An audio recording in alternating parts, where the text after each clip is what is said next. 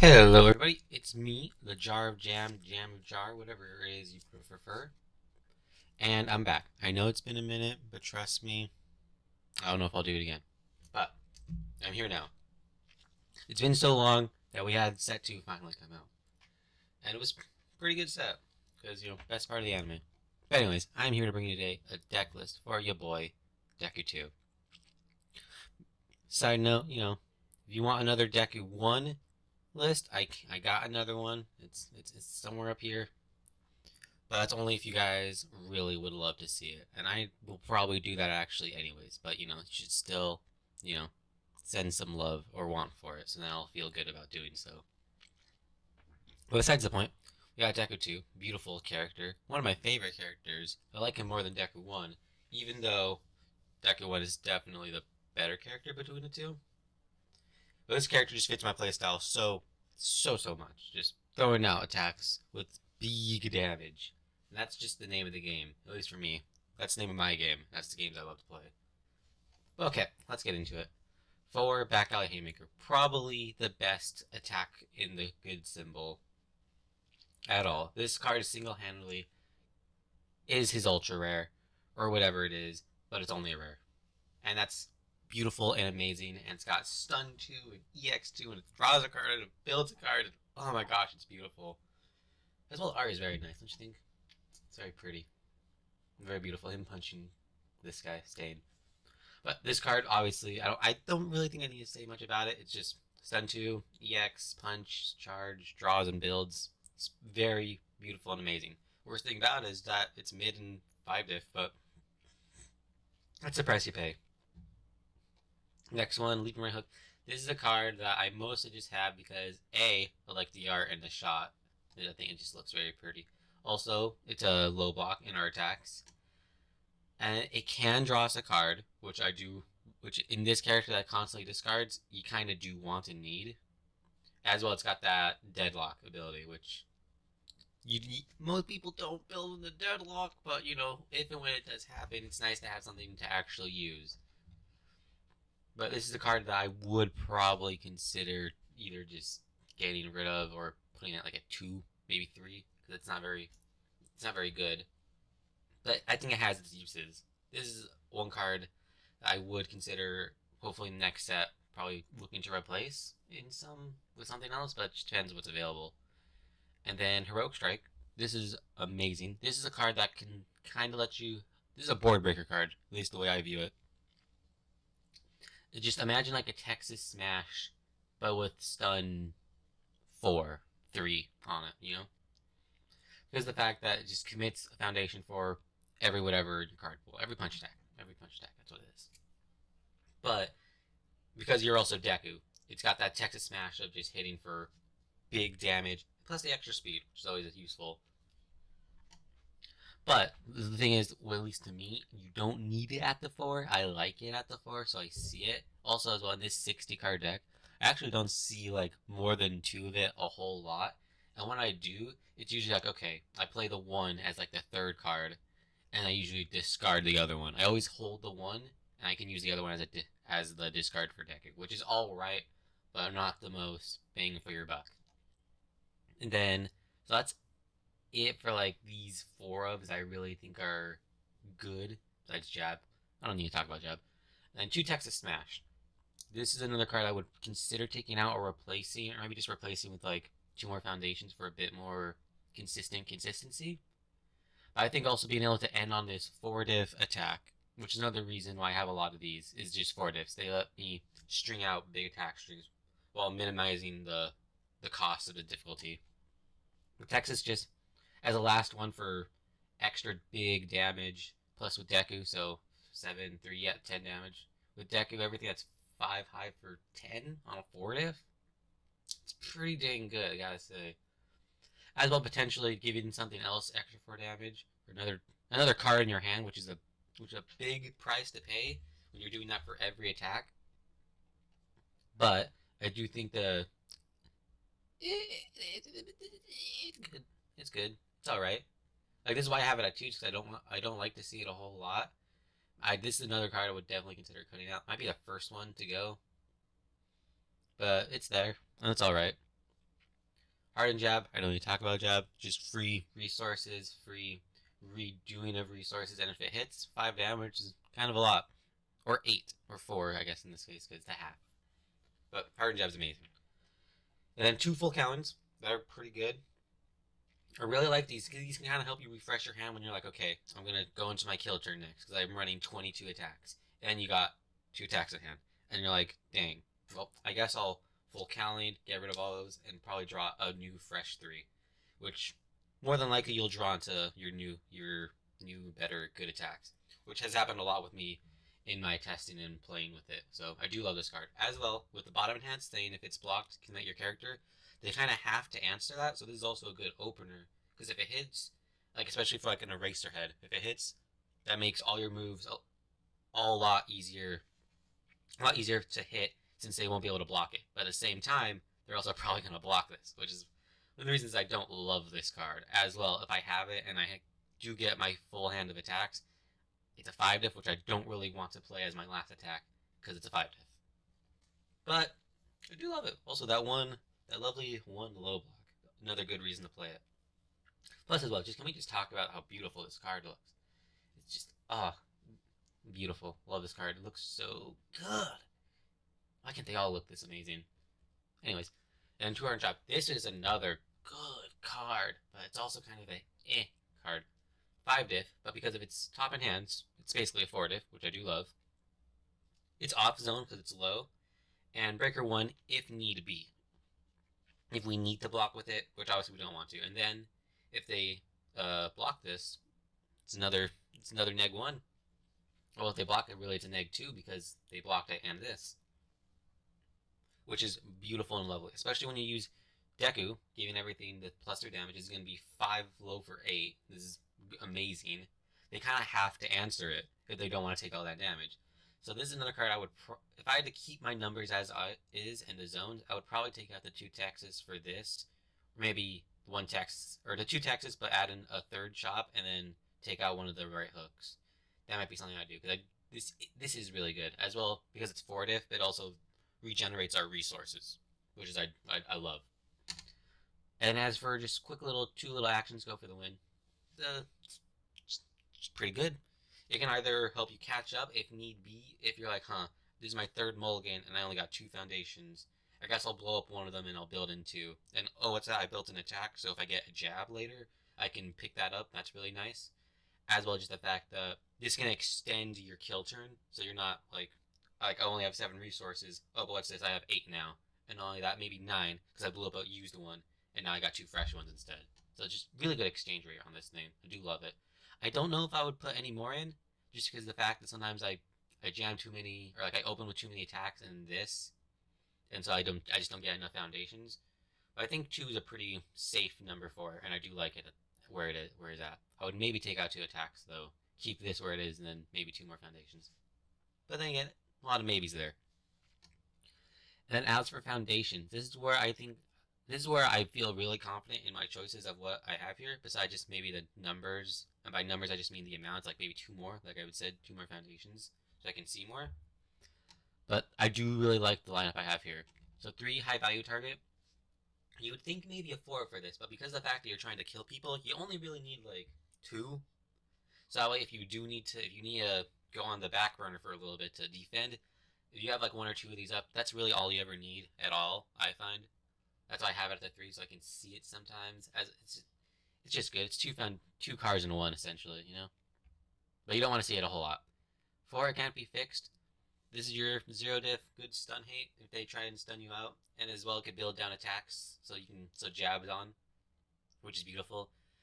As well, back alley, if you want to build it. Most of the time now, I've been going for the draw 1 with back alley, which I do think is the smarter thing to do with this character. But, I mean, by all means, always build. Sometimes I do. 3 Bonds of Friendship.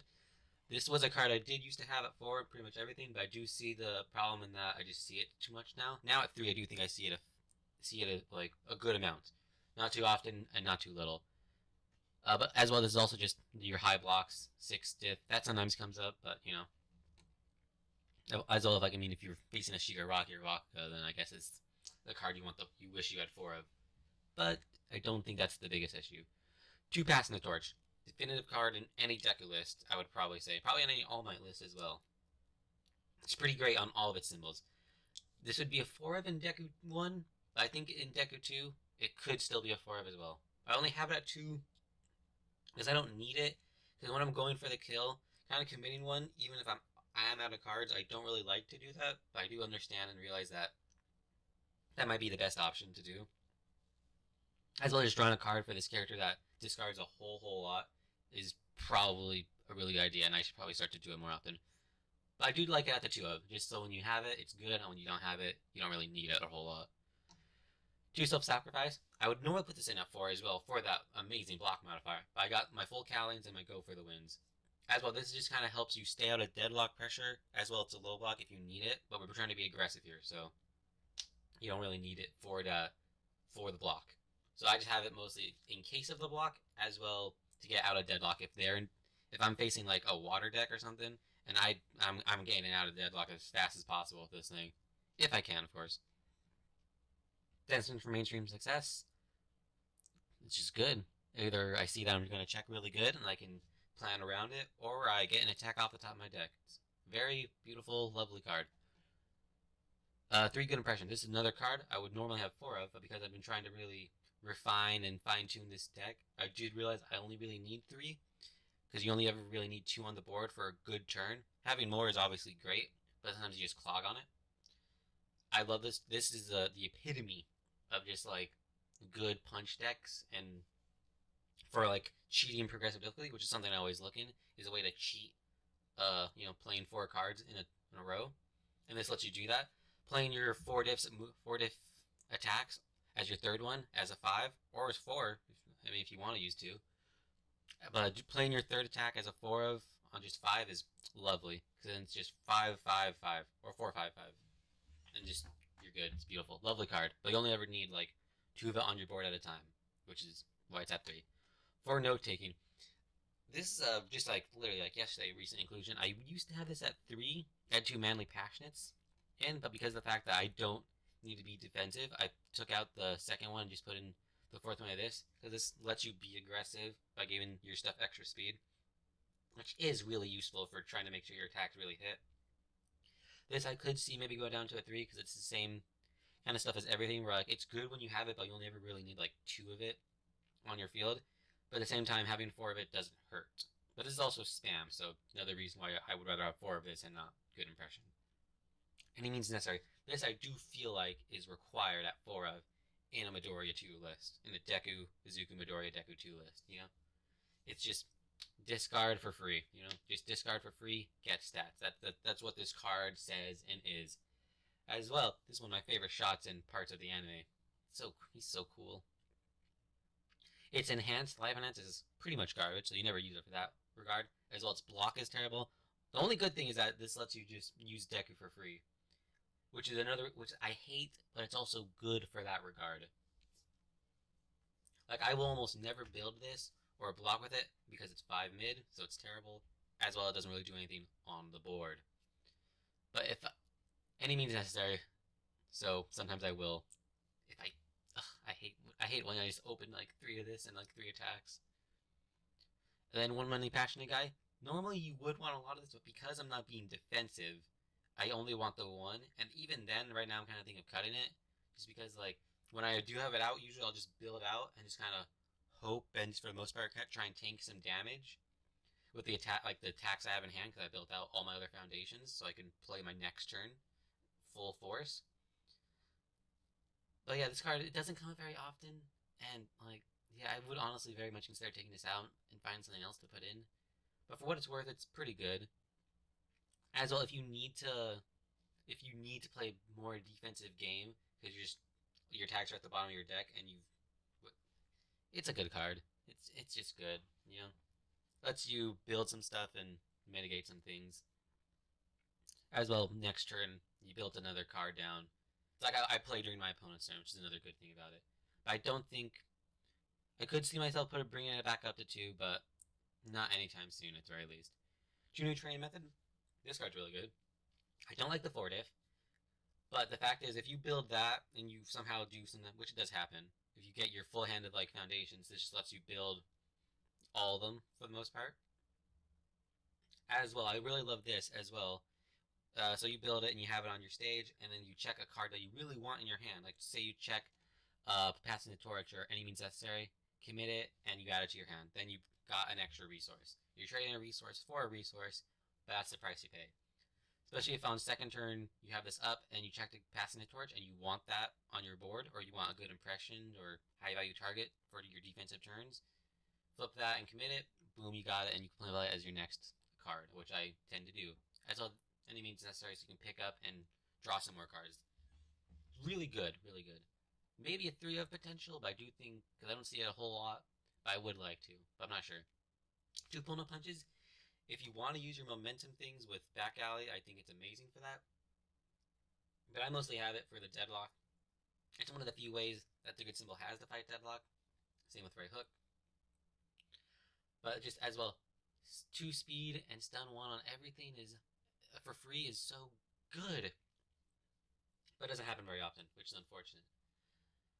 Which is why it's at 2. As well, it's got a nice, lovely 2 high block, which I do like. Do appreciate that very much so. This is a card you could maybe take out and just put in the keep in this side, so it's like, okay, I'm facing this character and they built in the deadlock the first game. I'll probably put it back in and we'll see what happens. This card it doesn't come up very often, but when it does, it is very good. And then 2 small and limbers. This is a card, this is another recent edition, like just yesterday recent edition, where just because of the fact that I was using Go for the Win a little bit, Harden Chop a little bit, and Harden Jab a lot, I figure small and limber to try it out. And I do think it's good at the 2 of, because my only problem with this card is the fact that it's a 4-diff again, but also mainly it doesn't give any stats to punches, which is very sad. Gives it to charge and charge fury kicks, which I think only like these 2 are charges. No, and that's a fury. But those are only 3 things that boost, and even then it's only 1/1, so to me it's not worth it. But for me it's mostly just it's like with face downs and with jab and such. You commit those, then you use jab to pick up your stuff and renew your resource. And then this gets renewed as well, which I really like for that. This is a card that when you have 1 on your board, which you only really want 1 on your board. If you have 2 and you have your jabs, then yeah, it's like probably the best card in your stage right now. But I just have it when you have the 1 out and you have 1 chop or 1 jab. It's just a free variety of free resource. As well, from my research into the top decks that from Orlando and such, they were playing things like Amphibious, like this as well, in the Momo and Jiro and Asui builds. And it's just a free ready, which I thought would be pretty good in this. Whereas at least in those ones they get used a whole lot more. This can come up a decent amount, and that's why I just have it at the 2 of. I think it's pretty good. I do think it's a neat little inclusion just for a good little OTK, you know, good little just good little kill, just going for it real quick. And that's gonna be it for the list. I think it's a pretty decent list, all considering. Like I said, I do feel more confident in my choice of foundations and the numbers I have them at. Kind of same with the go for the win actions, and then the attacks. I have it just 4s and 2s. I like my round numbers, at least for my attacks. But I do definitely think I need to work on kind of squaring this off a little bit and making this a bit more sharp and better. But I do like what I have here. You just want to stun them out with Haymaker and Strike, or just bombard them with all the damage you can from your 4 and 3 diff attacks, and just mollywop them. Because I mean, with this you really can throw out 4 or 5 attacks and kind of feel fine for the most part. I've had it where that's happened. I've only committed like 3 cards. Very beautiful, very beautiful. But I think this is about as good as it can get for me currently. I am still always going to play this and love it and improve upon it best I can. But I think this is the list. If you see me playing anywhere, this is probably going to be the list I'm going to be using for anything. And as for side, I don't have anything because locals and whatever. But I do think I would probably put in Deku 1 stuff, like his throw and him and such. Because I like Deku. He's my guy. So, you know, I'll switch a few cards out, and probably just as good of a list for the most part. But I'd probably take out a few attacks in that regard so he can play a bit more mid to long range game. And yep, punch. Oh, that's such a nice card when you use it. But yeah, this is the list. This is the list. This is the definitive my list at this time of recording. So hope you love it. I know I do. Tell me what you think of it. Tell me if you get the code and you test it, or you just think you love my numbers, you love this, you love me. I mean, why wouldn't you? But I think this list is great and amazing. And I think with this, I think this is something.